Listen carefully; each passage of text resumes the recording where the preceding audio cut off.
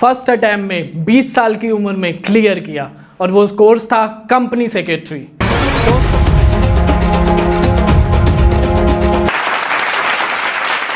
दोस्तों आज मैं आपसे एक सवाल पूछने जा रहा हूँ कि बस ड्राइवर का बेटा क्या बन सकता है, वो अपनी लाइफ में क्या कर सकता है।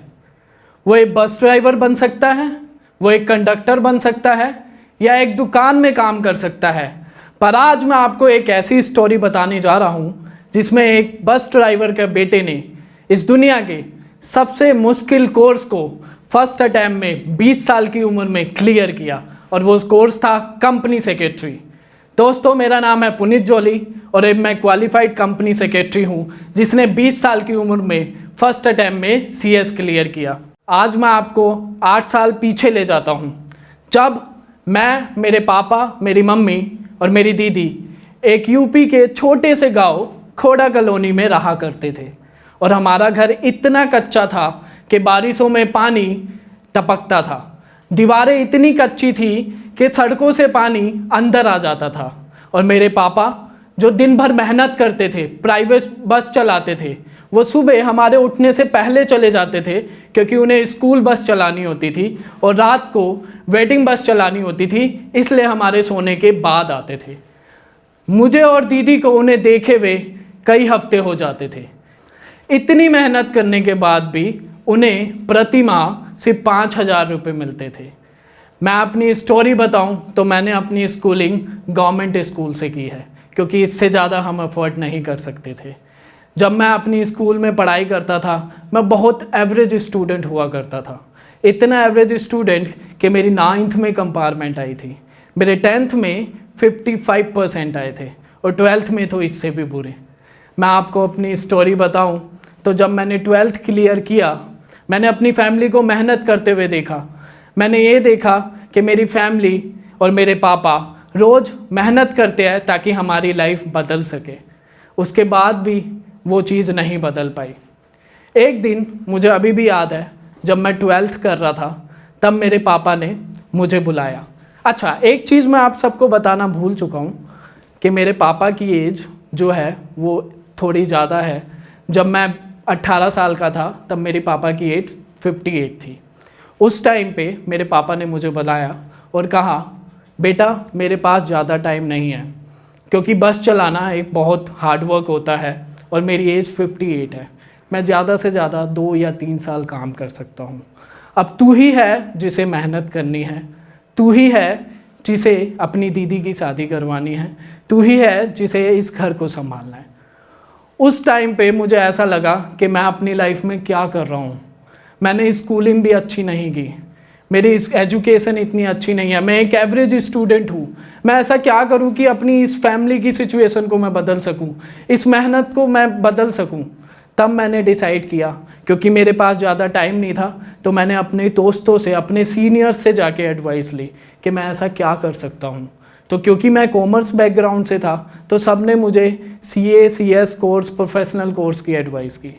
उस टाइम पे क्योंकि मैंने सारी सर्च की और मैंने डिसाइड किया कि मैं CS करूँगा क्योंकि उसमें कम टाइम लगता है और मेरे पास सिर्फ 2 साल थे अपना और अपने फैमिली का फ्यूचर बदलने के लिए, एक अच्छी जगह उन्हें ले जाने के लिए, एक अच्छा फ्यूचर देने के लिए। तब मैंने डिसाइड किया कि मैं CS करूँगा। पर ये इतना आसान नहीं था, ये इतनी आसान नहीं थी क्योंकि जब भी मैंने अपने दोस्तों से जाके पूछा कि मैं CS करने जा रहा हूँ तो वो मुझ पे हंसे कि ये एक दुनिया का सबसे टफेस्ट, इंडिया का सबसे टफेस्ट कोर्स है, तू कैसे करेगा, इसमें 2% रिजल्ट आता है। और इस सिचुएशन में जब तेरी फैमिली को तेरी ज़रूरत है, तू किसी प्राइवेट जॉब में जा, तू कॉल सेंटर में जॉब कर ताकि तू अपनी फैमिली को सपोर्ट कर सके। पर मैंने सोचा नहीं, मैं ये करूँगा और मैंने अपनी पढ़ाई खुद स्टार्ट की क्योंकि कोचिंग के पैसे नहीं थे, कोचिंग मैं ले नहीं सकता था। तो मैंने डिसाइड किया कि मैं खुद जाके पढ़ाई करूँगा। मैंने जो मॉड्यूल उठाया इंस्टीट्यूट का और खुद से पढ़ाई करने स्टार्ट की और CS फाउंडेशन मेरा फर्स्ट अटैम्प्ट में क्लियर हो गया। उसके बाद जब मैं CS एग्जीक्यूटिव के लिए मैंने अपने आप को इनरोल कराया तो उसमें जो कॉम्पिटिटिव एग्ज़ाम दे रहे हैं या CA दे रहे हैं उन स्टूडेंट्स को पता होगा कि ग्रुप वाइज एग्ज़ाम होते हैं। तो मैंने ग्रुप वाइज एग्ज़ाम दिए और मैंने सोचा कि मैं दोनों मॉड्यूल दूंगा, क्योंकि मेरे पे इतना टाइम नहीं था। जैसा मैंने आप सबको बताया, मेरे पापा सिर्फ 2 साल काम कर सकते थे। तो फिर उसके बाद मैंने दोनों मॉड्यूल देने के लिए डिसाइड किया। अब कोचिंग नहीं है, कोई गाइडेंस नहीं है, टीचर का पता ही नहीं है, और यूपी में मैं ऐसी जगह में रहा करता था जहाँ पे ये कोर्स करना बहुत बड़ी बात होती थी। शायद मुझे याद है कि वहाँ पे सिर्फ मैं ही था जो ये कोर्स के लिए मैंने एडमिशन लिया था, और मुझे कोई गाइडेंस देने के लिए नहीं था। तो मैंने डिसाइड किया कि मैं किससे बात करूं, कैसे करूं, क्योंकि कोचिंग नहीं है। तो उस टाइम पे मैंने खुद को प्रिपेयर किया, और जो इंस्टीट्यूट की बुक आई थी मैंने उसी से खुद नोट्स बनाने लग गए।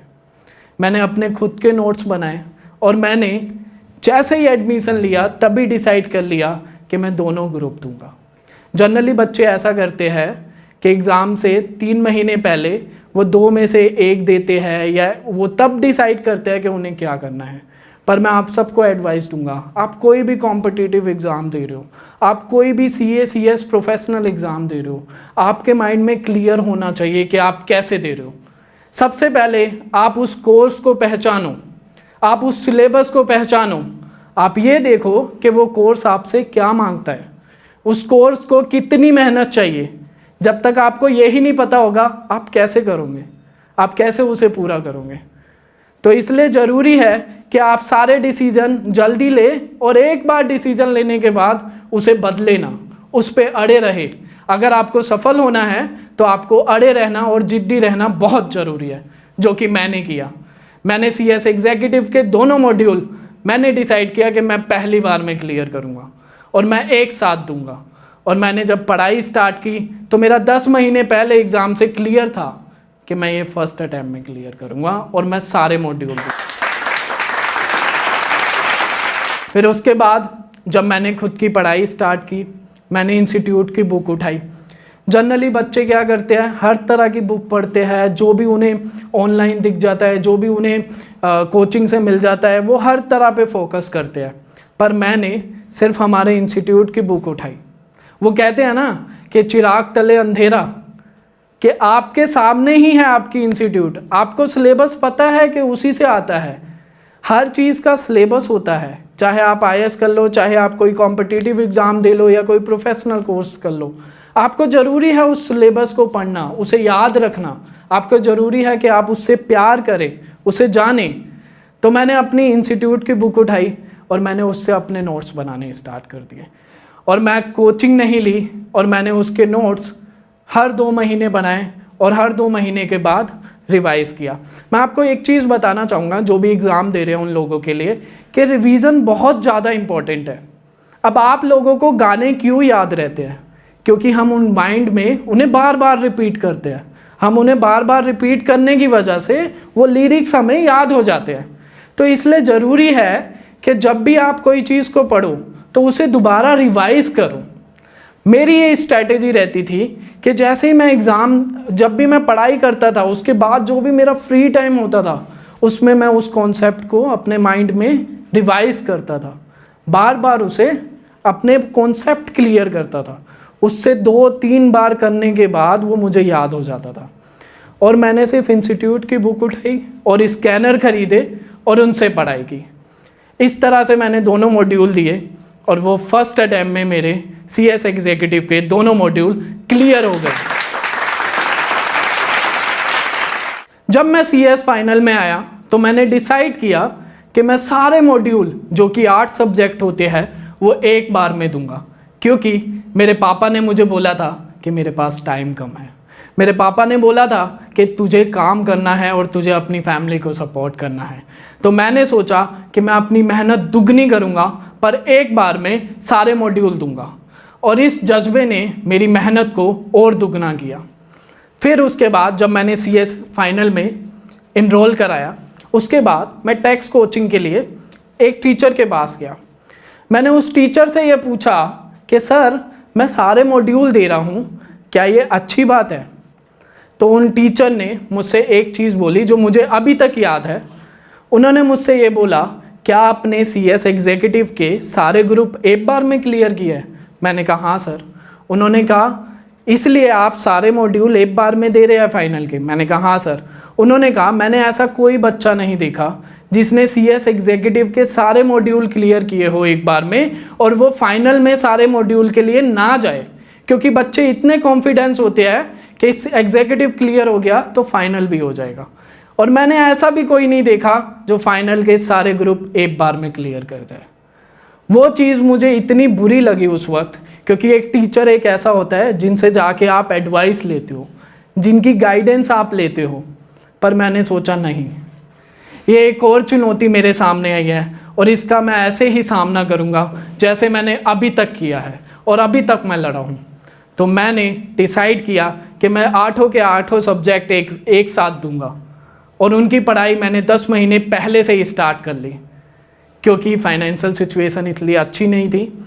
तो मैंने कोचिंग नहीं ली और जो इंस्टीट्यूट की बुक थी उसी से पढ़ाई की बिना कोचिंग के। उसके बाद मैं अपने नोट्स बनाने लग गया। अब की बार मैंने अपनी स्ट्रेटजी में थोड़ा सा मैंने चेंज किया।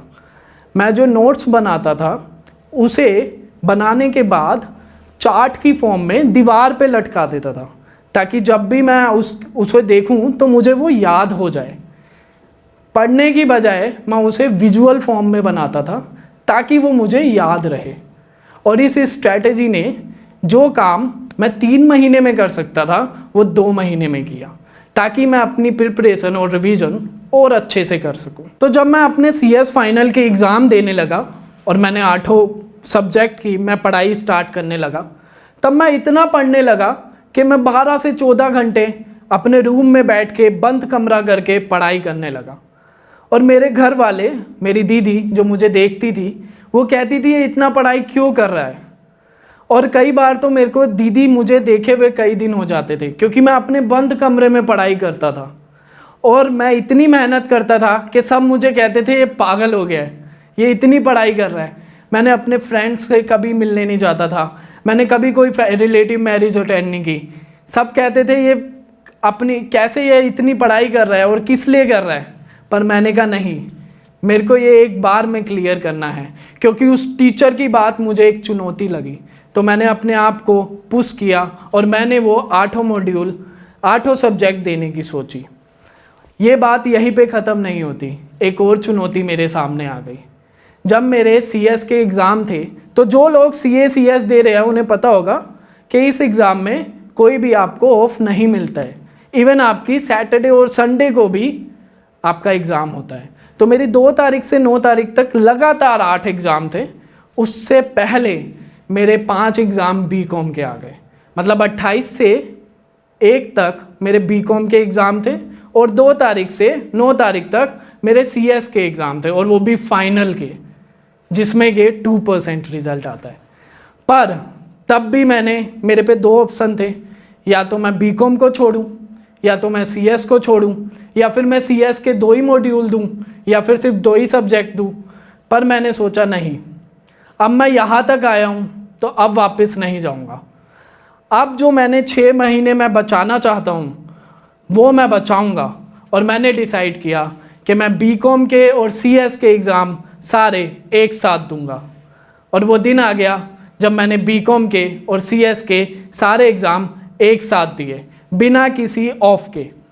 जब मेरे एग्ज़ाम हुए तब मेरी स्ट्रैटेजी ये रहती थी कि मैं एग्ज़ाम से पहले जब भी घर से पढ़ के निकलूँ, रिवीजन करके निकलूँ, उसके बाद मैं उस टॉपिक का डिस्कस नहीं करता था जब तक कि मैं एग्ज़ाम हॉल में नहीं जाता था। चाहे मेरे दोस्त बातें करते थे, डिस्कस करते थे। जब आप एग्ज़ाम सेंटर पे जाते हो तो बहुत से बच्चे बैठ के उसकी पढ़ाई कर रहे होते थे, पर मैं अपने माइंड को रिलैक्स करता था, मैं उस बारे में सोचता नहीं था, ताकि जैसे ही मैं एग्ज़ाम में जाके बैठूं मुझे वो सब याद आए जो मैंने याद कर रखा है। ये मेरी स्ट्रैटेजी रहती थी और इस स्ट्रैटेजी ने मेरा साथ दिया। जो मैं दीवारों पे लटका के चार्ट बना के लगाता था उसने मेरा साथ दिया, वो मुझे याद करने में मदद करता था। जो मैं अपने माइंड में बार बार रिवाइज करता था, चाहे मैं पढ़ रहा हूँ या नहीं कर रहा हूँ, चाहे मैं घर के काम कर रहा हूँ, चाहे मैं कुछ भी कर रहा हूँ, उस चीज़ ने मेरा साथ दिया। और इस तरह से मैंने सारे एग्ज़ाम्स एक बार में दिए।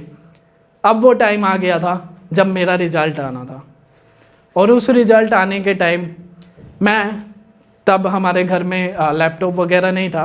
मैं साइबर कैफ़े गया, और साइबर कैफ़े जब मैं गया तो वहाँ पे एग्ज़ाम जिस दिन आता है उस दिन बहुत स्लो हो जाता है इंटरनेट और वेबसाइट, और ऐसा ही हुआ।